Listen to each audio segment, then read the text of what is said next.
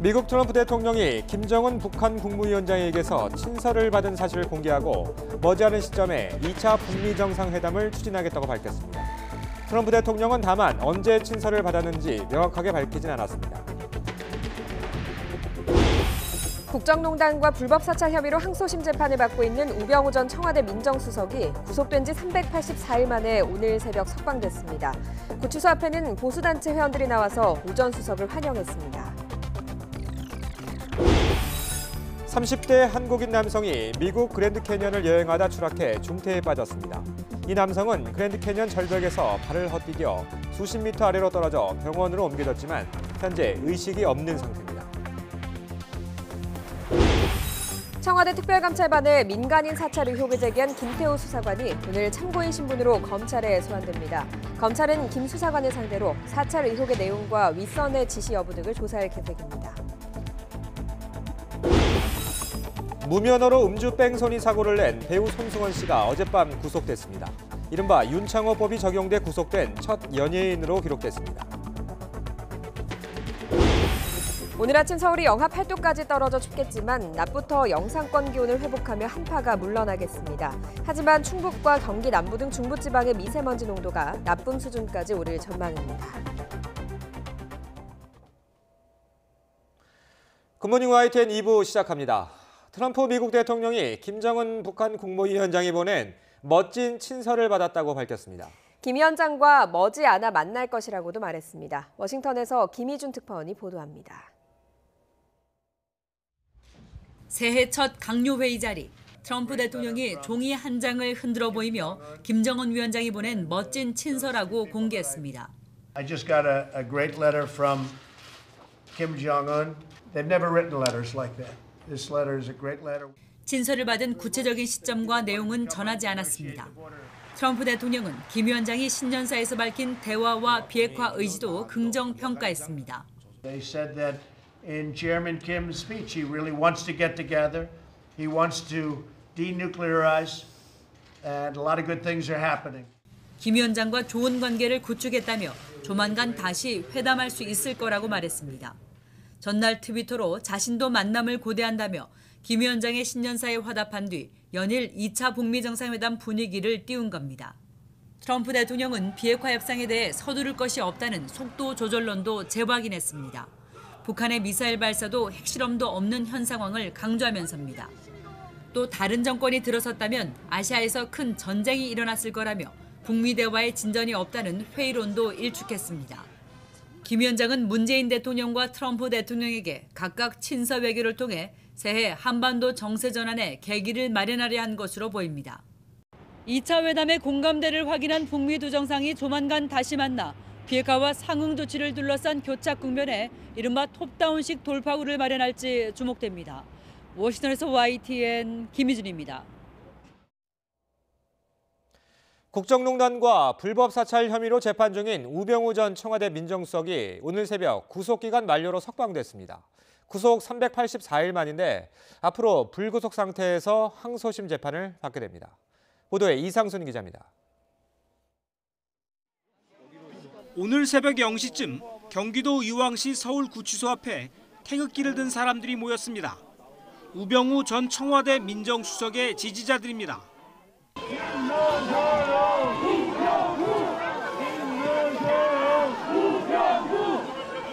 0시 8분쯤 굳게 닫힌 철문을 나서는 우 전 수석에게 커다란 꽃다발이 전달됐습니다. 엷은 미소로 화답하는 순간 취재진의 질문이 쏟아집니다. 출소 신경 한 말씀만 부탁드려요. 출소 신경 한 말씀만 부탁드려요. 우 전 수석은 아무런 답변 없이 대기하던 승용차를 타고 귀가했습니다. 지난 2017년 12월 15일 불법 사찰 혐의로 구속된 지 384일 만입니다. 우 전 수석은 국정농단 묵인 혐의 등으로 불구속 기소돼 지난해 2월 1심에서 징역 2년 6개월의 실형을, 불법 사찰 혐의로는 구속 기소돼 지난해 12월 징역 1년 6개월을 추가로 선고받았습니다. 이렇게 1심에서 징역 4년을 선고받았지만 오늘 구속기간이 만료돼 석방된 겁니다. 우 전 수석은 국정농단 재판 1심에서 실형이 선고된 점 등의 이유로 지난해 7월 구속 기간이 6개월 동안 연장됐으나 이번에는 연장되지 않았습니다. 불법 사찰 사건은 이미 1심에서 구속 기간이 만료됐고 국정농단 사건으로 또 영장을 발부하는 것은 무리라고 법원이 판단한 겁니다. 이에 따라 우 전 수석은 일단 불구속 상태에서 항소심 재판을 받게 됐습니다. YTN 이상수입니다. 세계적인 관광지인 미국 그랜드 캐니언에서 한국인 관광객이 절벽 아래로 떨어져 중태에 빠졌습니다. 여행객의 안전에 대한 경각심을 다시 한번 일깨워주고 있습니다. 김기봉 특파원이 전해왔습니다. 미국 서부 여행 대표 관광지의 하나인 그랜드 캐니언 사우스림. 캐나다에서 유학 중인 35살 박모 씨도 연말을 맞아 이곳을 찾았다가 화를 당했습니다. 촬영 장소로 유명한 야바파이 포인트와 마드 포인트 사이의 절벽에서 수십 미터 아래로 떨어졌습니다. 헬기로 구조돼 인근 병원으로 후송됐지만 복합 골절과 뇌 손상으로 아직 의식을 찾지 못하고 있습니다. 여러 군데에 복합 골절이 발생해서 수술을 여러 번 받았는데 지금 언제 회복될지는 아직은 알 수 없는 상태입니다. 여행사를 통해 단체 관광을 했던 박 씨는 자유시간 중에 변을 당한 것으로 전해졌습니다. 9명의 일행 가운데 박 씨를 포함해 한국인 3명이 같이 다녔는데 이 가운데 중학생 목격자 1명은 박 씨가 바위 쪽으로 걸어가다 떨어졌다고만 말했습니다. 이동 중에 떨어진 것으로 보입니다. 다만 정확하게 어떤 상황에서 어디로 이동하다가 추락했는지는 아직 파악 중에 있습니다. 현지 경찰도 사고 경위를 조사하고 있지만 조사가 끝날 때까지는 시간이 좀 걸릴 것으로 LA 총경사관은 보고 있습니다. 웅장한 규모의 미국 캐니언에서는 추락 사고가 끊이질 않습니다. 박 씨 사고 바로 며칠 전엔 인근 홀슈밴드에서 그리고 지난해 7월 3일에는 또 다른 그랜드 캐니언에서 각각 10대와 20대가 추락으로 목숨을 잃었습니다. LA에서 YTN 김기봉입니다. 새해 들어 처음 개장한 뉴욕 증시가 중국 등 세계 경기 둔화 우려 속에 등락을 거듭하다 소폭 상승 마감했습니다. 트럼프 대통령은 미중 무역 협상만 마무리되면 주가는 오를 것이라며 증시 낙관론을 유지했습니다. 뉴욕에서 김희용수 특파원이 보도합니다. 새해 첫 거래일 뉴욕 증시는 개장하자마자 큰 폭으로 하락 출발했습니다. 하지만 장중 낙폭을 축소했고 결국 오름세로 돌아서 상승 마감했습니다. 장 초반엔 중국의 12월 제조업 지표가 1년 7개월 만에 경기 축소 영역에 진입하면서 글로벌 경기 둔화 우려가 시장을 압박했습니다. 미중 무역 협상이 순탄하지 않을 것이란 보도도 투자 심리를 위축시켰습니다. 뉴욕타임즈는 로버트 라이트하이저 미 무역 대표부 대표가 트럼프 대통령에게 대중국 추가 관세의 필요성을 경고했다고 보도했습니다. 중국이 지난달 미국산 대두 수입을 확대한 것에 현혹되지 말아야 한다는 겁니다. 하지만 트럼프 대통령은 낙관론을 유지했습니다. 지난달 주가가 하락했지만 미중 무역 협상이 타결되면 상승할 것이라고 자신했습니다. It's going to go up once we settle trade issues. And once a couple of other things happen, it's going to go up. It's got a long way to go. Tremendous amount to go. 트럼프 대통령은 지난 주말에도 트위터를 통해 시진핑 주석과 길고 매우 좋은 통화를 했다며 협상은 아주 잘 진행되고 있다고 밝혔습니다. 월가에서는 지난달 큰 폭으로 하락한 뉴욕 증시가 연초에 반등을 시도할 것으로 보고 있습니다. 뉴욕타임즈는 올해 미 증시의 4대 변수로 금리 인상과 성장 둔화, 기술주 반등, 그리고 불안한 트럼프 대통령의 국정 운영 방식, 이른바 트럼프 리스크를 꼽았습니다. 뉴욕에서 YTN 김영수입니다. 오늘 아침도 강추위가 이어지는데요. 낮부터는 추위 걱정은 덜게 되겠지만 미세먼지가 걱정입니다. 자세한 날씨 알아보겠습니다. 박현식 캐스터. 네, 야외 스튜디오에 나와 있습니다. 네, 일주일 넘게 출근길 추위가 녹록지 않군요. 네, 그렇습니다. 오늘 아침도 옷차림 따뜻하게 하고 나오셔야겠습니다. 어제 아침만큼이나 기온이 뚝 떨어졌는데요. 현재 서울의 기온은 영하 8.2도를 보이고 있습니다.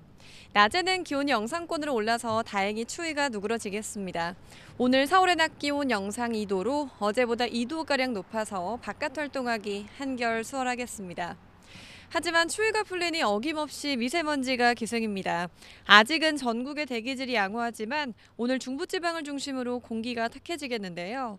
충북 지역의 미세먼지 농도 나쁨 수준을 보이겠고 그 밖에 중부와 전북 지역은 오전 한때 농도가 높아지는 곳이 있겠습니다. 오늘 아침 영하권 추위를 보이고 있습니다. 비공식 기록으로 철원 김화읍의 기온이 영하 18.8도로 가장 낮고요.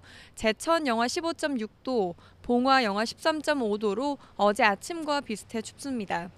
낮부터는 추위가 누그러지겠습니다. 서울 2도, 광주 7도, 대구 5도, 대전 4도로 어제보다 1도에서 3도가량 높겠습니다. 당분간 눈비 소식 없이 맑은 날씨 속에 대기는 더 건조해질 것으로 보입니다. 불씨 관리 철저히 해주시기 바랍니다. 지금까지 YTN 야외 스튜디오에서 박현실입니다. 청와대 민간인 사찰 의혹을 수사하고 있는 검찰이 오늘 오후 김태호 수사관을 소환해서 조사합니다. 서울 동부지검은 오후 1시 반 김 수사관이 핵심 참고인 자격으로 불러서 조사할 예정입니다. 대검 감찰 조사 이후 김 수사관이 소환 조사를 받는 건 이번이 처음입니다. 3기 신도시 유력 후보지 도면 유출 사건을 수사 중인 경찰이 수사를 의뢰한 LH 인천지역본부를 압수수색했습니다. 도면이 LH에서 처음 유출됐을 가능성도 배제하지 않고 있는 것으로 보입니다. 박광열 기자입니다. 인천 논현동에 있는 LH 인천지역본부. 도면 유출이 불거진 고양권을 포함해 인천과 파주, 김포 등 수도권 서부 개발을 맡고 있습니다. 경찰은 지난주 수요일 이 건물 4층 지역협력단을 압수수색했습니다. 6명가량이 동원돼 늦은 오후까지 5시간 넘게 이뤄졌습니다. 경찰은 업무용 하드디스크와 업무를 총괄하는 지역협력단장의 휴대전화까지 확보했습니다. 후보에 관련된 업무를 전문적으로 하는 그런 부서입니다. 수사 의뢰한 LH를 경찰이 왜 압수수색했을까? 경찰은 LH 의뢰에 따라 용역업체가 지난해 4월 도면을 만든 것으로 파악하고 있습니다. 하지만 LH는 도면을 지난해 7월 부동산 사이트에 올린 네티즌들을 지목해 수사 의뢰했습니다. 이 때문에 경찰은 네티즌들을 최초 유포자로 볼 수 없다고 보고 LH 직원은 물론 협의에 참여한 군 관계자까지 조사를 확대했습니다. 하지만 군 관계자 휴대전화 분석에서는 혐의점이 나오지 않았습니다. 오히려 관계자들 진술에 신빙성이 떨어진 LH에 대한 수사 필요성이 더 커졌습니다. LH는 도면 유출을 처음 안 시점을 온라인에 올라온 지난해 7월이라고 해명했습니다. 하지만 취재 결과 이보다 앞선 지난해 6월 도면 진위를 LH에 직접 문의한 사례가 있었습니다. 이런 게 LH 같은 그런 직원들도 의심이 있으니까 그 직원 중에 누가 LH에다가 이 도면을 인터넷으로 업로드를 해서 이렇게 개발되고 왜냐면 돌아다니니까 올리니까 LH에서 뭐 아니다라고 통보를 받았는데 뒷북 유포자 수사 의뢰에 인지 시점에 대한 잘못된 진술까지 LH가 정조준될 수밖에 없는 이유입니다. 압수수색을 하여 하드디스크 등을 압수한 것은 사실이고 현재 디지털 포렌식 등 자료 분석 중이므로 다소 시간이 걸릴 것으로 생각됩니다. 경찰은 압수물 분석 결과 등을 참고해 피의자 전환과 추가 압수수색 등을 결정할 예정입니다. YTN 박광열입니다. 만취 상태로 무면허 운전을 하다 뺑소니 사고를 낸 배우 손승원 씨가 구속됐습니다. 음주운전만 4번째였습니다. 이른바 윤창호법이 적용된 첫 연예인이 됐습니다. 김진호 기자의 보도입니다. 좌회전하려던 검은색 차량을 빠르게 달리는 또 다른 검은색 승용차가 들이받습니다. 이 사고로 피해 차량 운전자와 동승자가 다쳤습니다. 하지만 가해 검은색 차량은 그대로 달려나갑니다. 150m를 달린 끝에 시민과 택시기사 등이 가로막아 붙잡힌 운전자는 배우 손승원 씨. 이렇게 음주운전 사고를 낸 손 씨가 구속됐습니다. 법원은 범죄가 소명되고 구속 사유와 필요성이 인정된다며 구속영장 발부 사유를 설명했습니다. 경찰은 손 씨에게 이른바 윤창호법으로 불리는 특가법상 위험운전치상 혐의를 적용했습니다. 당연히 이제 법이 처음 시행되고 올라간 그 형에 따라서 기존보다 더 엄하게 처벌받을 가능성이 매우 높은 상황입니다. 이 밖에 특가법상 도주치상과 음주운전, 무면허 운전 혐의까지 받고 있습니다. 사고 당시 혈중 알코올 농도가 0.206%에 달한 채 사고를 내고 도주했고 음주운전 사고로 이미 면허가 취소된 상태였기 때문입니다. 음주운전 4번째 만에 영장이 발부된 손 씨는 구속된 상태로 재판을 받게 됩니다. YTN 김진호입니다. 4살 배기 여자아이가 4시간 동안 홀로 화장실에 갇혀 있다 숨지는 사건이 일어났습니다. 어머니는 훈육을 위해 아이를 가뒀다고 주장하는데 경찰은 아동학대를 의심하고 있습니다. 김대겸 기자의 보도입니다. 구급 차량이 멈춰서고 119 대원들이 들것과 구급함을 챙겨 좁은 골목길을 서둘러 올라갑니다. 잠시 뒤 경찰까지 현장에 출동합니다. 아이가 숨을 쉬지 않는다는 한 여성의 신고 전화 때문입니다. 119 구급대가 이곳 집에 도착했을 때 아이는 이미 숨이 멎은 상태였던 것으로 알려졌습니다.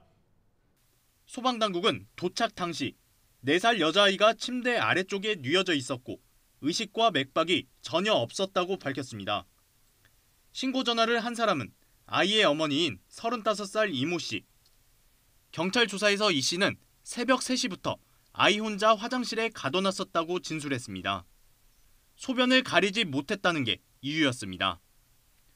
그런데 아침 7시쯤 화장실에서 쿵 하는 소리가 났고 쓰러진 아이를 방에다 눕힌 뒤 의식이 없어 오후 3시쯤 신고했다는 겁니다. 3남매 중 막내였던 아이는 부모가 사실상 별거 상태로 다른 남매와 함께 어머니가 키우고 있었던 것으로 알려졌습니다.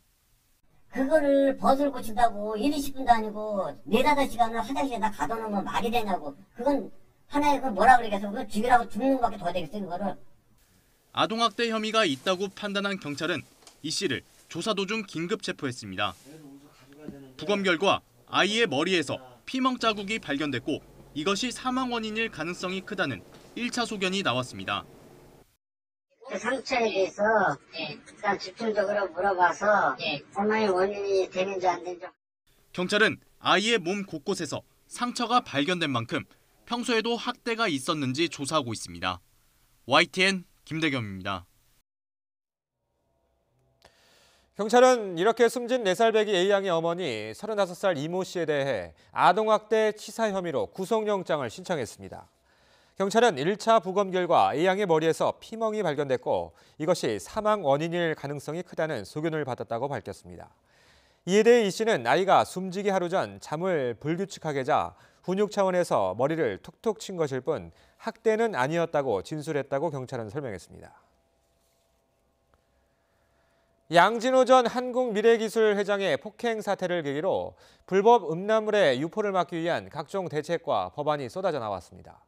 그런데 웹하드 등에서 음란물을 걸러내기 위한 핵심 예산이 국회 심의 과정에서 전액 삭감된 것으로 확인됐습니다. 이승윤 기자가 중점 보도합니다. 국내 웹하드 업계를 장악한 양진호 전 미래한국기술회장의 폭행 동영상. 이 동영상을 계기로 조직적으로 음란물을 올리는 집단, 음란물을 걸러내는 필터링 업체까지 한통속이 된 이른바 웹하드 카르텔의 실체가 주목을 받기 시작했습니다. 파문이 커지는 가운데 정부와 여당은 조속한 대책 마련을 약속했습니다. 핵심 대책 가운데 하나는 바로 정부 차원의 음란물 필터링을 더욱 강화하는 것이었습니다. 실시간으로 불법 동영상이 올라오고 있는데 이것을 삭제하고 처리하는 것은 굉장히 느린 방법으로 또 구시적으로 하고 있기 때문에 이에 따라 방송통신심의위원회에서는 현재 7명에 불과한 디지털 성범죄 대응팀의 인력을 30명 더 늘리기로 했습니다. 이렇게 되면 현재 주 3회 실시하던 웹하드 음란물 감시 차단 작업을 매일 할 수 있게 됩니다. 이를 위해 배정된 예산은 26억 4천만 원. 국회 관련 상임위원회에서는 아무런 이견 없이 처리됐습니다. 방심에 대해서는 제가 국감에서도 디지털 성범죄 관련해서 조직 인력 늘려라 이런 말씀을 드렸는데 지금 우리가 원하는 그 영상, 음란 영상물을 필터링하는 거는 내년에 더 확대하는 게 필요하다.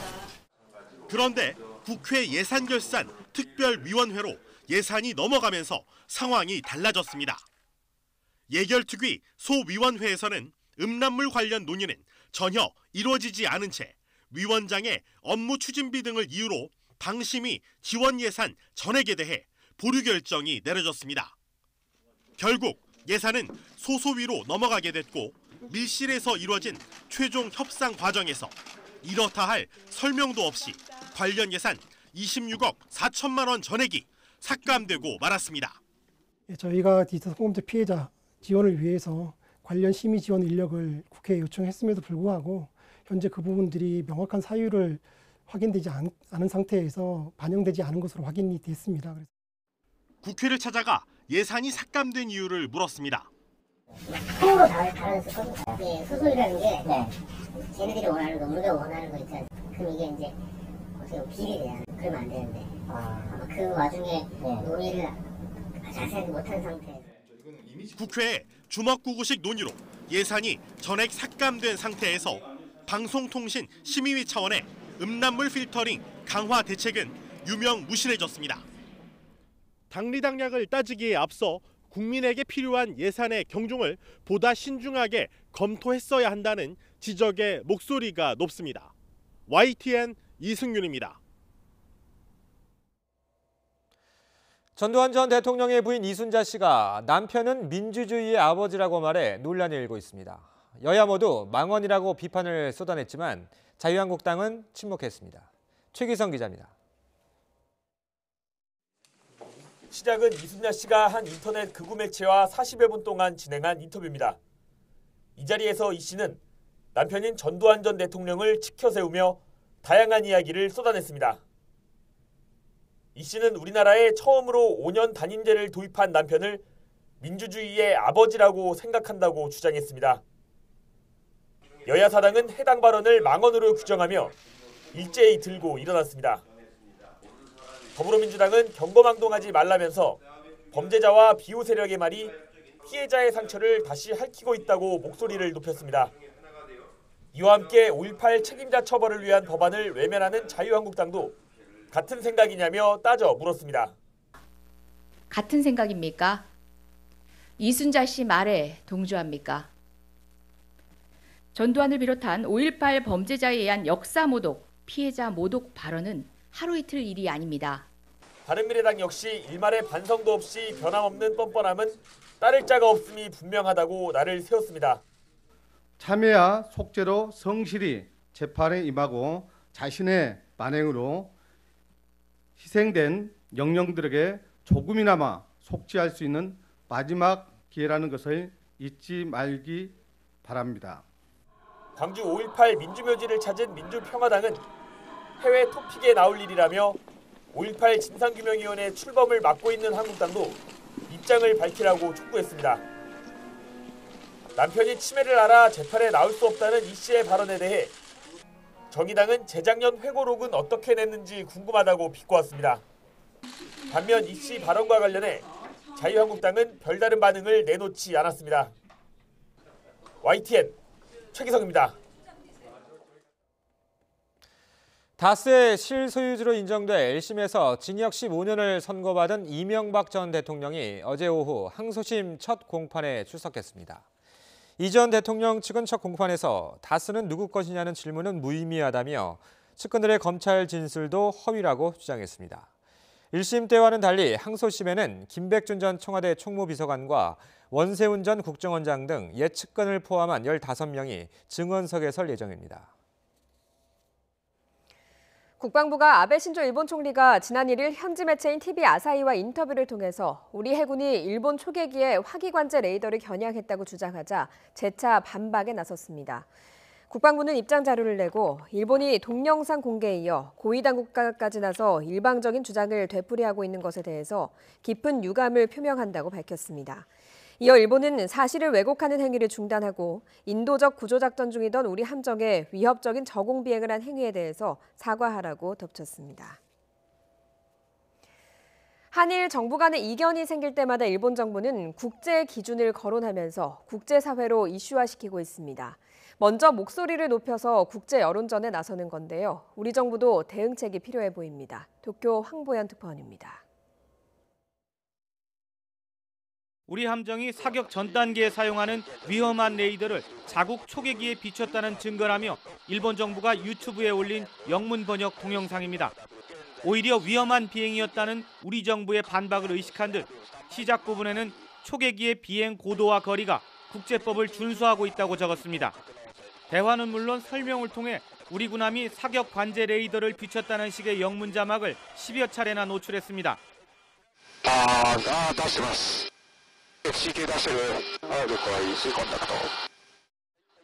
이 영문 동영상은 조회수가 이미 60만을 훌쩍 넘었고 댓글 대부분은 일본 주장을 지지하는 내용입니다.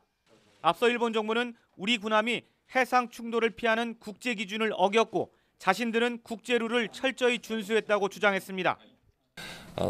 自衛隊がしっかりと国際法規あるいは国際取り決めにのっとって適切に活動していたということをぜひご理解いただきたいという。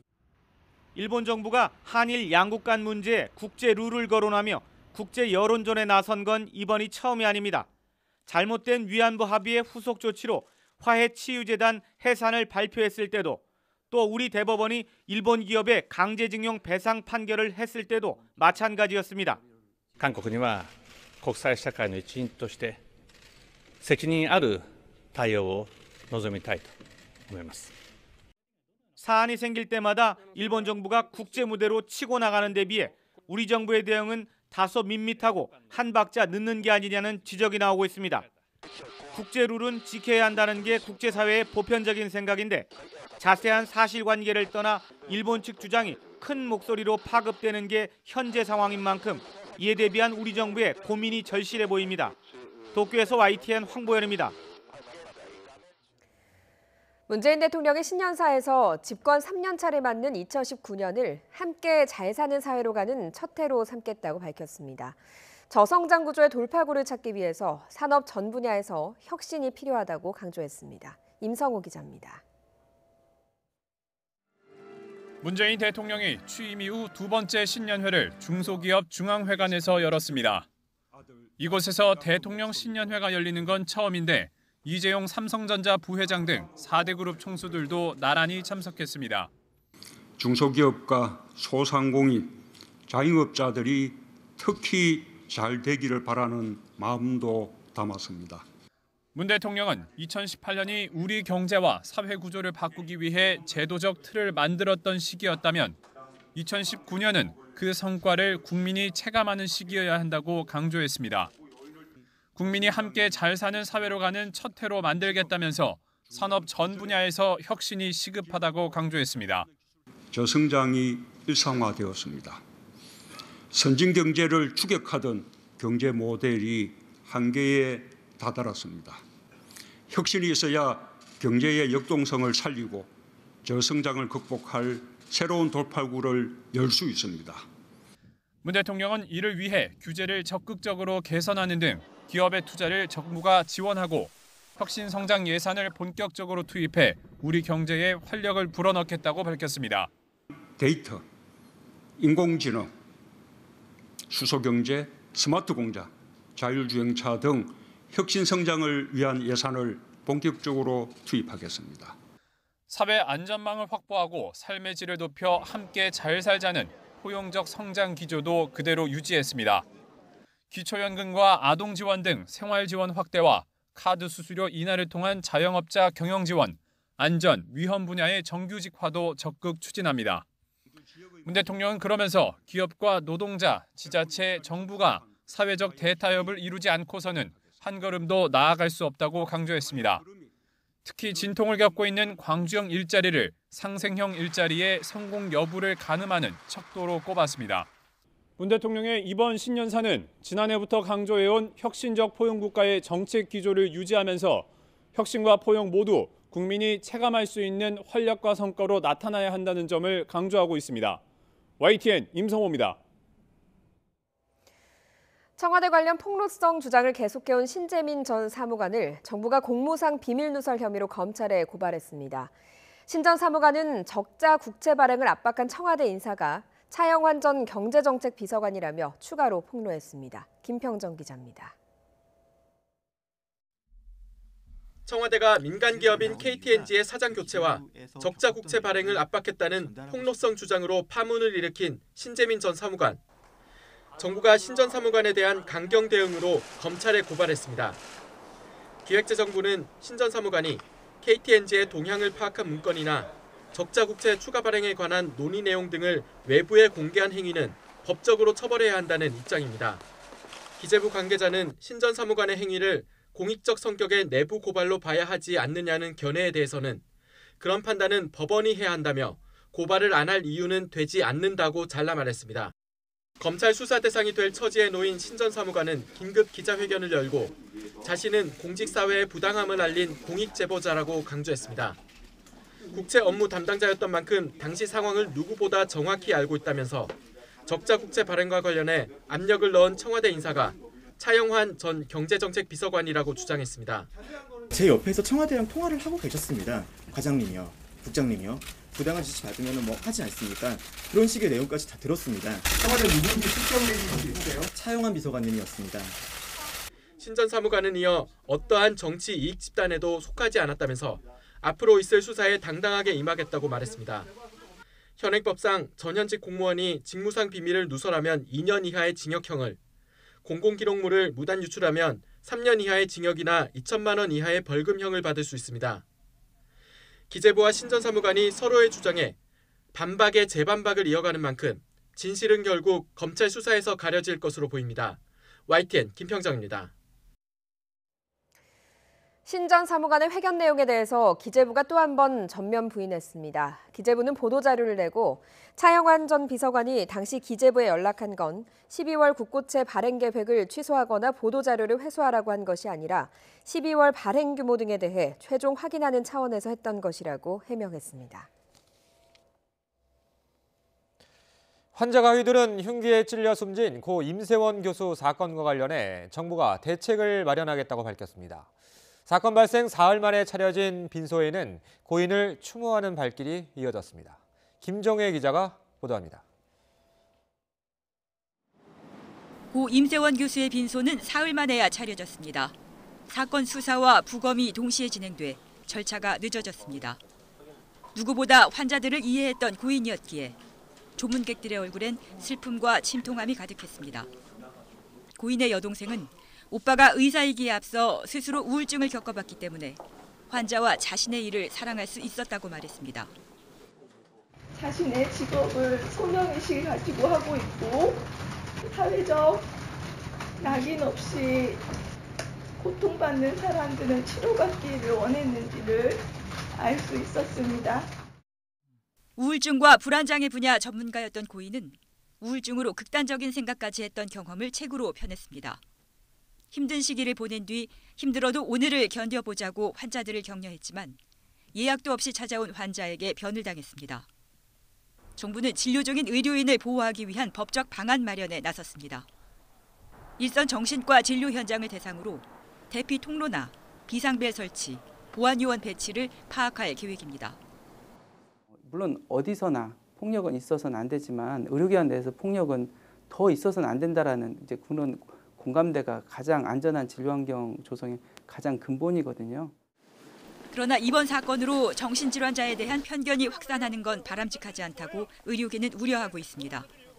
유족들도 의사들이 안전한 진료 못지않게 바라는 건 환자들의 인격적 대우와 치료라며 같은 뜻을 전했습니다. 지난달 말 국회는 응급실 의료진을 폭행하는 데 대해 최대 10년 이하의 징역에 처하는 법안을 통과시켰습니다. 그러나 진료 현장의 폭행 방지를 위한 의료법 개정안은 아직 국회에 계류 중입니다. YTN 김정혜입니다. 새벽부터 강원도 양양의 산불이나 축구장 30배 가까운 면적의 산림이 잿더미로 변했습니다. 봄에 많이 나던 산불이 겨울철에도 자주 발생하면서 주의가 필요합니다. 지환 기자가 보도합니다. 온 산이 시뻘겋습니다. 불은 바싹 마른 낙엽을 태우면서 바람을 타고 능선을 따라 곳곳으로 옮겨붙습니다. 능선에서부터 불이 시작됐거든요. 그래서 거의 이쪽으로 계속 넘어가는 단계였는데 도로를 거쳐서 이쪽 산으로 넘어오더라고요. 넘어온 불꽃이 이 앞산 쪽으로 다시 오게 되더라고요. 새해 벽두부터 발생한 산불에 축구장 면적 30배가 넘는 산림이 잿더미로 변했습니다. 밤새 이어지던 불은 헬기 20대를 넘게 투입해서야 진화됐습니다. 주민들은 뜬 눈으로 밤을 지새웠습니다. 산불 현장 주변에 장애인 시설이 있어서 인명피해가 나지 않을까 걱정이 많았습니다. 지난달에도 삼척과 동해에서 산불이 발생해 산림 10헥타르가 소실됐습니다. 봄철에 줄어났던 동해안 산불이 최근에는 겨울에도 자주 발생하는 겁니다. 원인은 춥고 건조한 날씨에 바람까지 봄철 못지않게 강하게 불기 때문 건조특보와 한파특보가 동시에 내려지고 바람이 초속 6에서 9m 정도로 강한 상황에서 화목보일러 사용 농가가 늘고 조그만 불씨에도 불은 순식간에 크게 번집니다. 올겨울 동해안에 눈이 거의 내리지 않는 점도 피해를 키웠습니다. 봄철에는 거운 건조한 남서풍이 강하게 불면서 영동지방의 대기가 건조해진 반면 이번 겨울철에는 차고 건조한 대륙고기압에 의해 북서풍이 바람이 강하게 불면서 대기가 건조해지면서 화재에 취약한 날씨를 보였습니다. 과거 봄, 가을에 집중되던 산불, 이젠 사계절 언제든 조그만 부주의가 대형 산불로 번질 수 있습니다. YTN 지환입니다.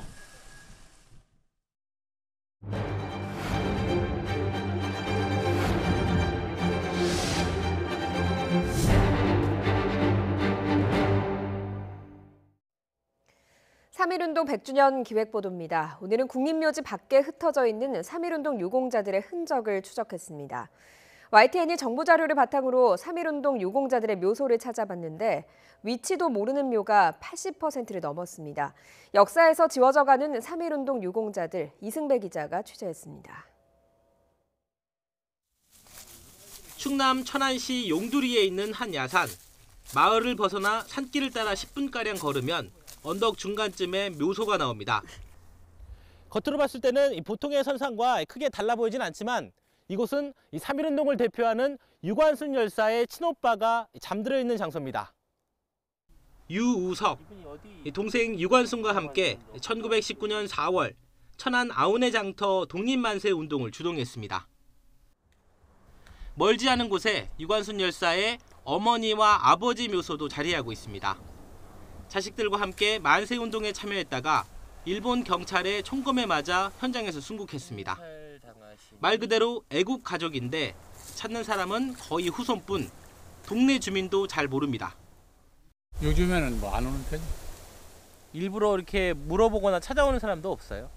3.1절 때면 가끔 이렇게 전화로다가 이제 뭐 물어보고 그래요, 기자들이 서울서. 네, 이곳은 충무공 이순신 장군의 덕을 기리기 위해서 만든 공원입니다. 그런데 여기에 3.1운동 독립유공자의 묘소가 있습니다. 박준승 선생, 3.1운동 때 독립선언서에 서명한 민족 대표 33인 가운데 한 명입니다. 기념일 때 자치단체가 돕지만 후손도 나이가 많아서 사실상 관리를 못합니다. 이 나이도 먹을 만큼 이제 먹고. 올해 연세가 어떻게 되세요? 72세요. 72세다 되고 1999년도인가 그때 뇌경색 맞았어요. 가지고 여기서 떨어졌어요. 여기서. 이름이 알려진 사람들은 그나마 사정이 나은 편입니다. YTN 데이터 저널리즘 팀이 국가보훈처 자료를 토대로 국내 3.1운동 유공자 묘소를 추적해봤습니다. 전체 유공자는 4,780여 명, 이 중 대다수인 3,463명이 국립묘지가 아닌 다른 장소에 잠들어 있습니다. 이 중에서도 묘소의 위치를 정확히 확인할 수 있는 사람은 619명, 18%에 불과했습니다. 나머지는 주소가 아예 없거나 일부만 적혀 있든지 아예 틀린 주소였습니다. 82%는 묘지가 어디에 있는지 정보도 파악하지 못하고 있다는 얘기입니다. 후손들이 이제 묘소를 모를 수도 있어요. 보훈처에서는 뭔가 좀 바꿔서 해야 되지 않을까 좀 생각 좀 들기도 해요. 같이 이제 방문을 해가지고 실제로 그 글귀를 알아내고 하는 게 제일 좋은 방법인데 시간상 그렇게 또 방문을 같이 못하는 경우도 있거든요. 국립묘지 외부에 위치한 3.1운동 유공자의 묘소, 이른바 산재묘소의 위치를 지도에 표시했습니다. 위치를 추적할 수 있는 유공자 가운데 지역별로는 충청남도가 묘소가 가장 많았고 경기도와 경상도가 뒤를 이었습니다. 시군구로 좀 더 범위를 좁혀보면 임실군과 화성시, 홍성군, 당진시 순이었습니다. 홍성군의 경우 전체 28명 가운데 36%인 10명이 이장이나 묘지를 단장해주길 원했습니다. 국가보훈처가 국립묘지 밖에 있는 유공자 묘지에 대해 전수조사에 나선 건 2015년 3월, 4년이 다 돼갑니다. 하지만 지금껏 수집된 실태조사 자료는 여전히 채워야 할 빈칸이 가득합니다. YTN 이승배입니다. 평화운동가 김복동 할머니가 제1회 바른의인상을 수상했습니다. 김 할머니는 일본군 성노예제 피해의 고통 속에서도 제1조선학교에 전 재산을 기부해서 사랑을 실천했습니다. 병중에 있는 김 할머니는 힘겹게 입을 열어 이번에 받은 상금도 기부해달라고 당부하셨는데요. 직접 들어보겠습니다. 김복동님께서는 평소 평화 통일의 신념과 한일 과거사에 대한 바른 인식으로 후진 인재 양성을 위해서 제1조선학교에 재산을 기부하셨습니다. 살신 성인 정신에 바탕한 사회공헌에 깊은 존경과 감사의 마음을 담아 제1회 바른 의인상 수상자로 선정하고 이 상표와 부상을 드립니다. 우리 할머니. 감사합니다 할머니. 쌍년부로 조선해결을 위해서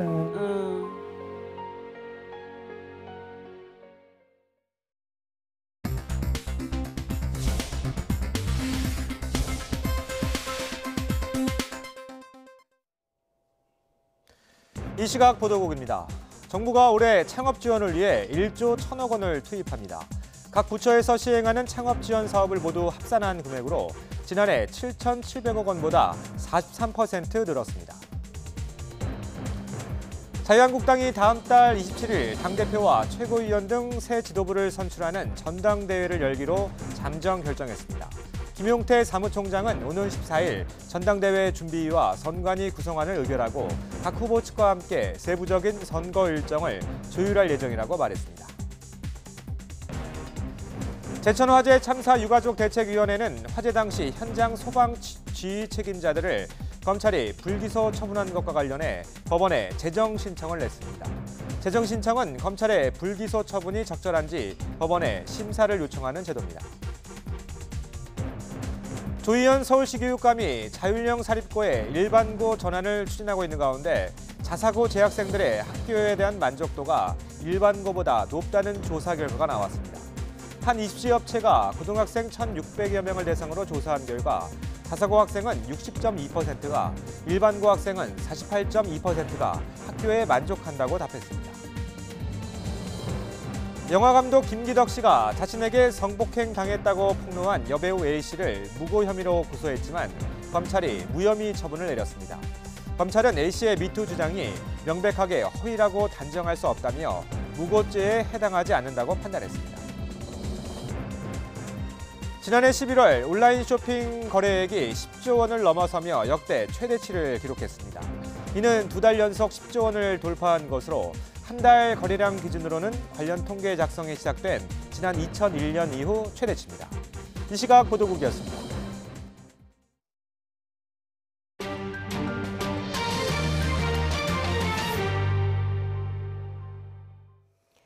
도널드 트럼프 미국 대통령이 자신을 부도덕하다고 비판했던 퇴역 장성을 겨냥해서 새해 첫날부터 막말을 섞어가며 맹비난했습니다. 이동호 기자의 보도입니다.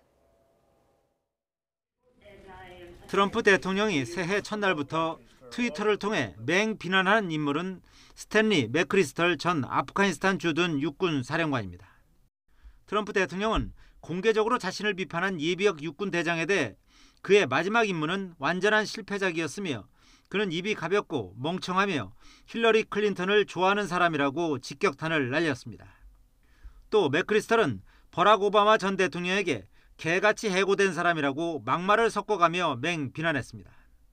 그러면서 폭스뉴스 앵커가 트위터에서 맥크리스털은 트럼프 대통령을 비난하기 전까지 언론이 싫어하는 인물이었다고 발언한 내용을 공유했습니다. 맥크리스털 전 사령관은 지난달 30일 ABC 방송에 출연해 트럼프 대통령은 부도덕하며 진실을 말한다고 생각하지 않는다라면서 쓴소리를 했습니다.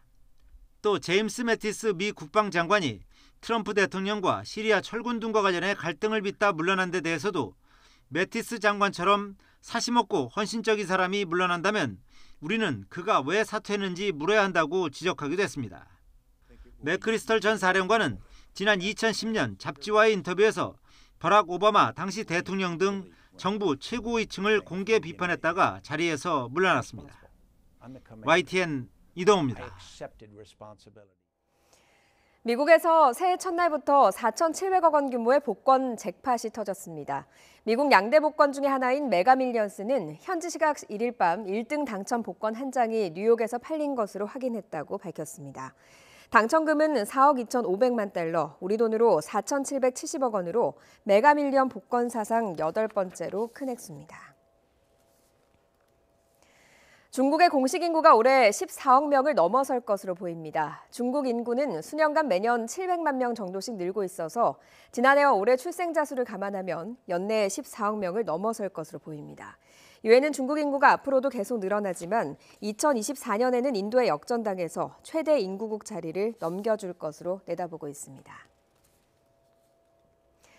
중국의 거대 통신장비 업체이자 스마트폰 제조사인 화웨이가 트위터에 경쟁사인 애플의 아이폰으로 새해 인사를 올렸다가 망신에 당했습니다.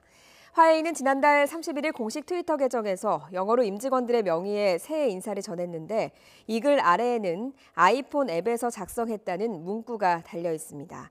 화웨이는 실수를 알고 새해 인사 메시지를 지웠다가 다시 올렸지만 이미 인터넷에 널리 퍼진 뒤였습니다. 인도 여성 약 500만 명이 사원 출입에 대한 양성평등을 요구하는 시위를 벌이며 620km에 이르는 인간띠를 만들었습니다. 새해 첫날 인도 남부 케랄라주에서 남북으로 620km를 거쳐서 여성들의 어깨를 맞대고 도로에 늘어서 인간띠 시위에 참여했다고 주요 언론들이 보도했습니다. 이들은 케랄라주의 유명 힌두 사원 출입과 관련해서 양성평등이 실현돼야 한다고 주장했습니다.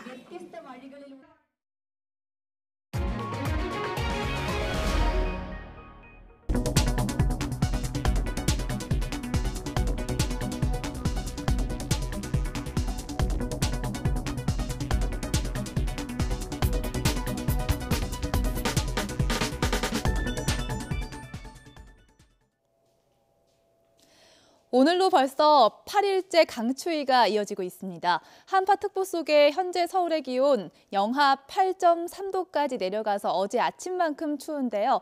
낮부터 온화한 서풍이 불어 들어오면서 추위가 풀리겠습니다. 오늘은 영상 2도까지 올라 일주일 만에 예년 기온을 회복하겠습니다. 내일은 기온이 더 오르겠습니다. 하지만 추위가 물러가면 다시 미세먼지에 주의를 하셔야 합니다. 대기 정체로 오늘 충북 지역은 미세먼지 농도가 나쁨 수준까지 오르겠고요. 그 밖에 중북부 지역과 전북 지역도 한때 나쁨 단계를 오르내릴 것으로 보입니다. 오늘도 대기는 건조합니다. 현재 강원 산간 지역은 9일째, 서울은 6일째 건조 경보가 내려져 있습니다. 그 밖에 중부와 영남 지역에 건조특보가 발령 중입니다. 오늘도 비나 눈 예보 없이 건조하겠고 전국의 하늘이 맑겠습니다. 현재 기온 보시면 제주를 제외한 대부분 지역이 영하권입니다. 서울이 영하 8.3도, 춘천이 영하 13.1도, 부산 영하 1.6도를 보이고 있는데요. 낮 기온은 어제보다 1도에서 3도가 높아져서 대부분 지역이 영상을 보이겠습니다. 서울 2도, 청주 3도, 안동과 대구 5도, 부산 8도, 강릉 6도, 광주는 7도까지 오르겠습니다. 당분간 맑은 날씨가 이어지겠고요. 심한 한파 없이 예년 수준의 겨울 날씨가 계속될 전망입니다. 날씨 정보였습니다. 잠시 후 8시 굿모닝 YTN 3부가 이어집니다.